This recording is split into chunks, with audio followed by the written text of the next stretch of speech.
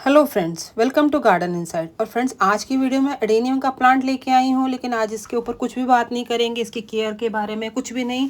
आज हम इसके एक नेक्स्ट लेवल की बात करेंगे और वो होते हैं इसके सीड पॉट। फ्रेंड्स देखिए, मेरे प्लांट के ऊपर फ्लावर आ चुका है। ये सेकेंड राउंड ऑफ फ्लावर शुरू हो चुका है, एक राउंड पहले पूरा हो चुका है। तो जब हमारे फ्लावर्स आते हैं तो फ्लावर्स के सीड्स भी तैयार होते हैं फ्लावर्स के बाद। तो ऐसे ही मेरे इस प्लांट ने एक राउंड ले लिया फ्लावर का, और ये देखिए सीड पॉट्स इसके तैयार हो चुके हैं। सामने ये देखिए एक सेट। तो इस तरह से इसके पॉट्स ऐसे ही होते हैं जैसे कि एक बीन्स की तरह। और ये एक सेट और ऊपर है यहाँ पर। तो ये मेरा एक मैच्योर प्लांट है, 7-8 ईयर्स हो चुके हैं इसकी। तो जितना बड़ा प्लांट होता है उसके सीड पॉट्स थोड़े से बड़े साइज़ के आते हैं, थोड़े हेल्दी होते हैं। तो ये जो प्लांट है, धीरे धीरे जैसे जैसे इसके सीड पॉट पूरी जब ग्रोथ ले लेते हैं, उसके बाद इनका सूखने का प्रोसेस शुरू होता है। तो ये धीरे धीरे इसकी जो आउटर शेल है वो सूख जाती है, और इसमें एक सेंटर में जॉइंट होता है।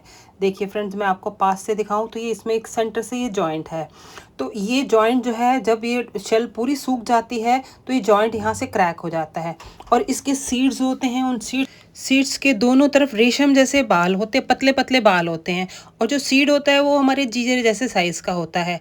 तो जैसे ही हमारी शेल सीड पॉट पक जाता है और सीड खुल जाता है, तो ये जो है सीड हवा लगते ही उड़ जाते हैं, क्योंकि उनके दोनों साइड रेशम जैसे बाल होते हैं।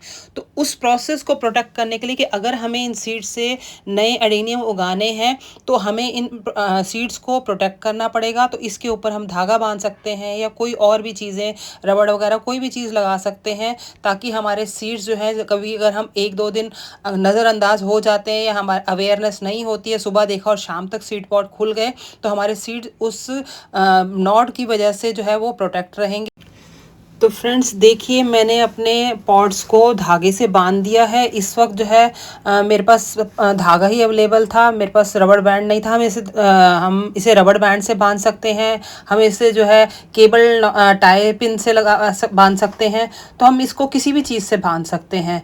मेन होता है हमें इन पॉट्स को बचाना, और वो बचाने का प्रोसेस यही है कि हम इसको सील कर दें। तो हम किसी भी चीज़ से सील कर सकते हैं, हम टेप भी लगा सकते हैं, लेकिन थोड़ा सा ये है कि उसमें ब्रीथ होनी चाहिए।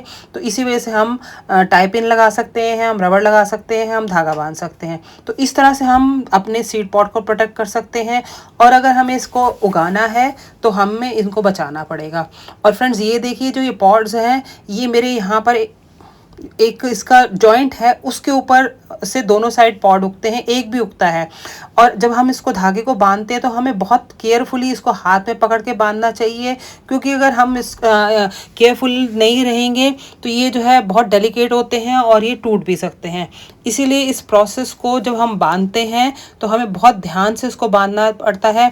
और फ्रेंड्स ये देखिए, मेरा एक और एडेनियम का पौधा जिसके ऊपर सीड पॉड आ चुका है, ये भी एक सेट आ चुका है। ये छोटा पौधा है, ये 3 साल के आसपास का पौधा है, और इसके ऊपर भी एक सेट आ चुका है। तो जब हमारे प्लांट्स फ्लावर देने के बाद सीड पॉट देना शुरू करते हैं, इसका मतलब वो मैच्योर हो चुके हैं, वो मदर प्लांट बन चुके हैं। तो फ्रेंड्स, छोटे प्लांट भी कभी कभी 1-1 साल के प्लांट्स भी फ्लावर देते हैं, लेकिन सीड पॉट तभी आते हैं जब प्लांट मैच्योर हो जाता है। और ये देखिए, एक और मेरा प्लांट है, उसके ऊपर भी 2 सेट ऑफ सीड पॉट आ चुके हैं। नहीं, एक पूरा सेट है और एक सिंगल है।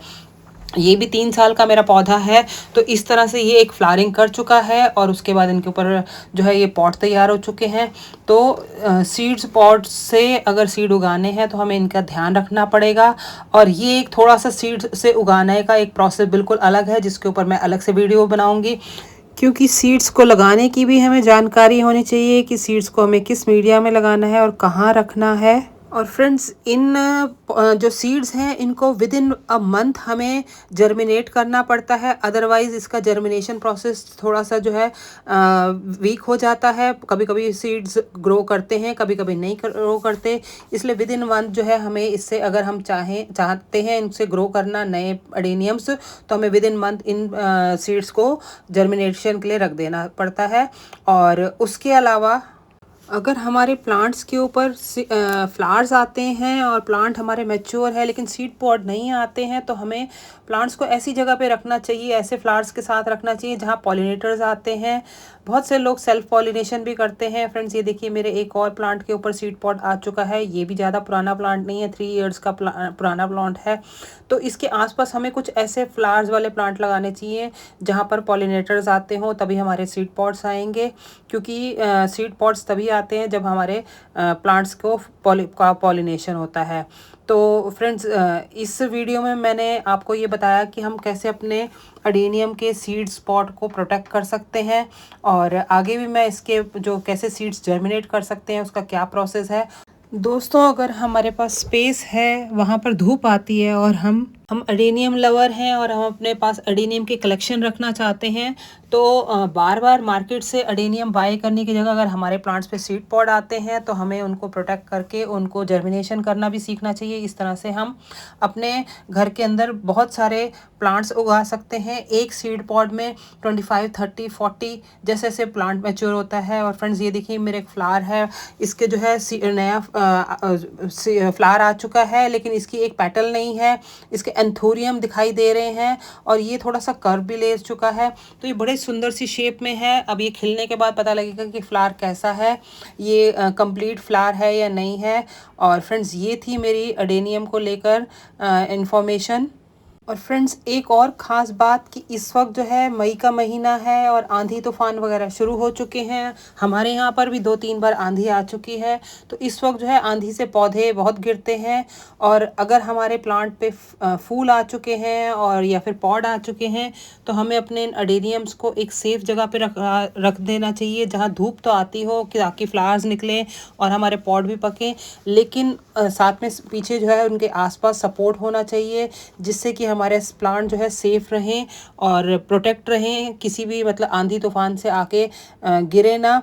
तो अगर ऊंची जगह पे रखे हुए हैं तो हमें इसके ग्राउंड के लेवल पे रख देना चाहिए और आसपास भी और सारे प्लांट्स लगा देने चाहिए ताकि हमारे सीड पॉट प्रोटेक्ट रहे।